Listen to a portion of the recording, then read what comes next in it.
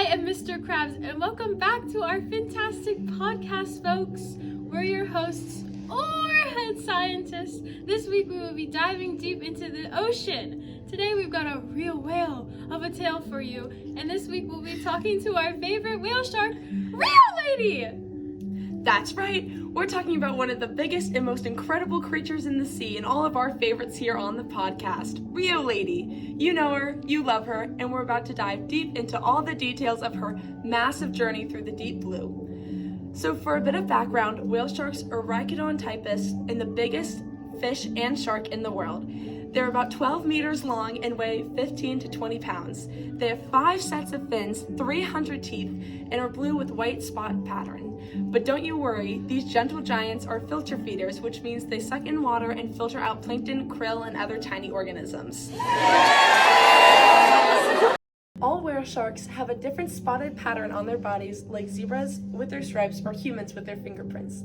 Man, it's like every whale shark is swimming around with its own little fashion statement. Their lifespan is about 70 to 100 years, making them one of the ocean's long-term residents. To get scientific, taxonomically, here's what you need to know. Whale sharks are part of the family Rhynchodontid, genus Rhynchodon, and the species name is R. typus. These guys have been around for a long time and have a lifespan about 70 to 100 years. Yay!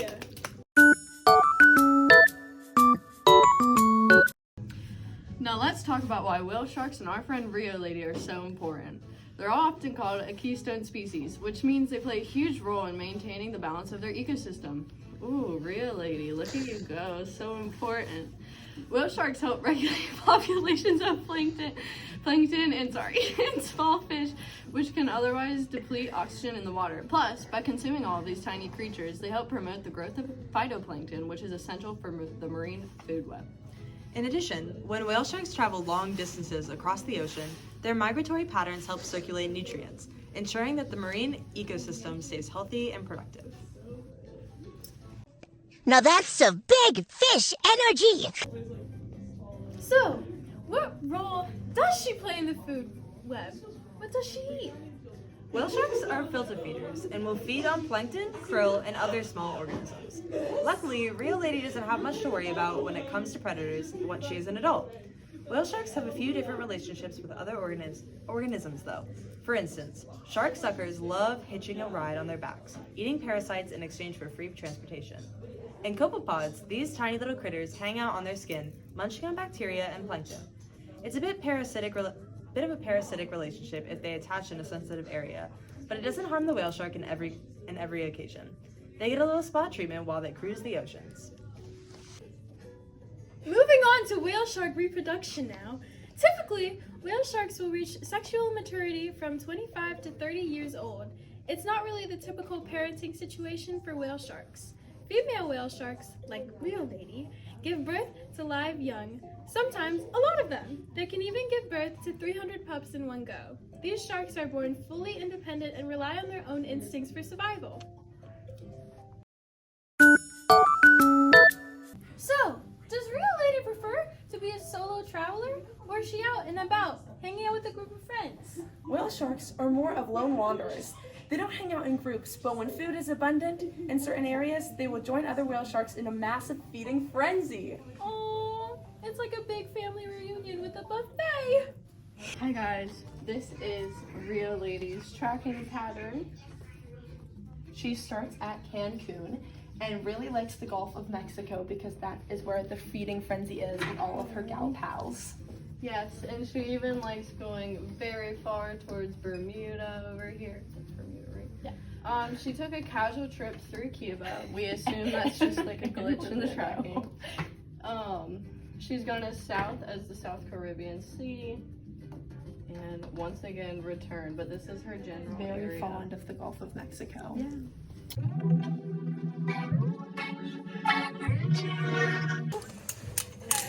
So with all these whale sharks and other creatures swimming around, how do scientists tell them apart?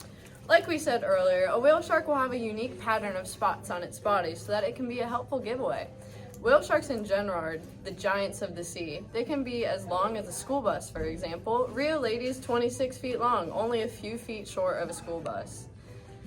You can also recognize them from their broad, flat head, their short snouts, and distinctive white, yellow, or gray checkerboard skin. Their underbelly is a white cream colored, and their sides and backs are usually shades of gray, dark blue, or even brown. Whale shark mouths are at the front of their head. Their first dorsal fin is much larger than their second. Their caudal fin is semi-crescent shaped, with the upper lobe much larger than the lower. A very distinctive characteristic on each side of the upper body is the presence of 3 parallel, horizontally oriented ridges that start at about where the gill slits end, and they run the length of the body. Now that's some big fish energy. Let's have a little history lesson. Ugh, history? Yes! Whale sharks have been around for millions of years. They date back to the Jurassic or Cretaceous period, 246 to 65 million years ago. Wait, what? Dang, they're old. I know! They evolved from carpet sharks, which lived on the ocean floor. These massive creatures have been roaming the oceans long before humans even existed. It's hard to imagine what the oceans were like when they first appeared. Unfortunately, whale sharks' populations have been decreasing over the years.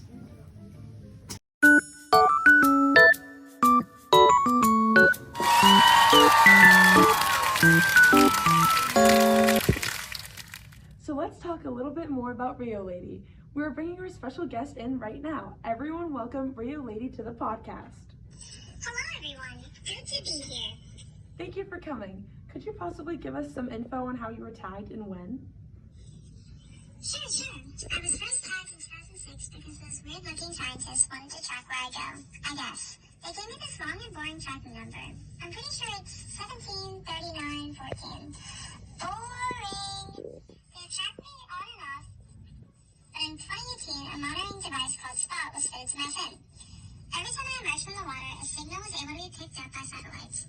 It continued to work until 2023 and was one of the longest continuous tracking operations of a wild animal.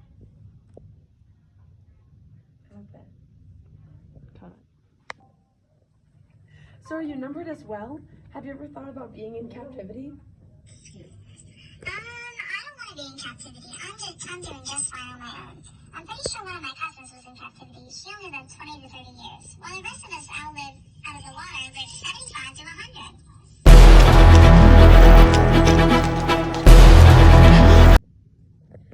So does anyone track you in particular?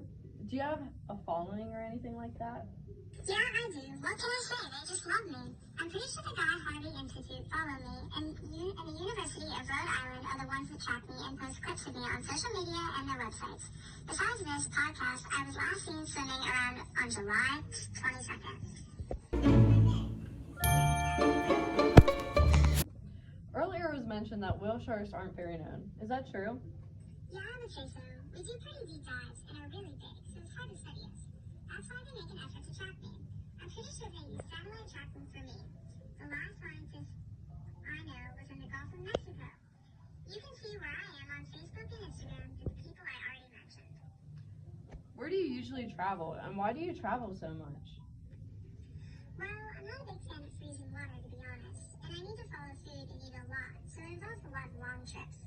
I usually travel to the Gulf of Mexico, the Caribbean, and the Southern Atlantic Ocean near Bermuda. So in general, where will we find you and other whale sharks like you? Tropical latitudes, open warm waters, and near food sources, which can mean near the surface or sometimes deeper. So how far can you travel or dive? I can go about 1,500 meters, aka in the non-pelagic zone, between latitudes 30 north and 35 south, the Atlantic, Pacific, and Indian Oceans. Big fish energy! From what I have researched, you and your species are heavily involved with boat traffic. Very vulnerable, much of their time is spent in the surface waters and they gather in coastal regions. Boat motors can harm the whale sharks. You guys are affected by marine debris and pollution. These can harm the whale sharks due to entanglement or consumption of this garbage. Really, yes, this is true. Sometimes people even hunt us for our meat, fins, and oil. We're so big and not always the fastest, so boats can hit us pretty easily if we are close to the surface. So you would say humans have hurt this animal. Do you find it kind of silly that we are trying to save the whale sharks now? Yeah, and the ecotourism in certain places will disrupt our feeding, which is so annoying. WWF has been raising awareness and educating people about the threat to our lives. We are important to keep alive for many reasons, and we help show the presence of plankton and overall health of the ocean. Are you guys on the endangered list? Yeah, we are currently classified as endangered. In the past 75 years, our population has declined rapidly. This is mainly from human interaction, like I said earlier. So, what I have here says that there's a good amount of ecotourism surrounding you. Yes, unfortunately, I don't care that much. I won't do anything to humans, but they can be quite annoying.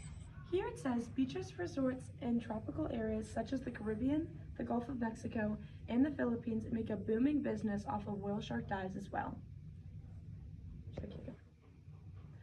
Whale shark tours often involve a boat ride, then snorkeling and diving. The cost of a day tour is $150+ per person. The cost of the tour depends on the resort, the guide expertise level, how long you are out on the water, and the time of the year. It is best to dive with the whale sharks in the summer months. Whenever the water is warmest and migration patterns is the best time to try and see the animal. Oh no, it looks like we're running out of time. Thank you for joining us as our special guest, Rio Lady. Have a fantastic rest of your day. And that concludes our podcast. Big Fish Energy!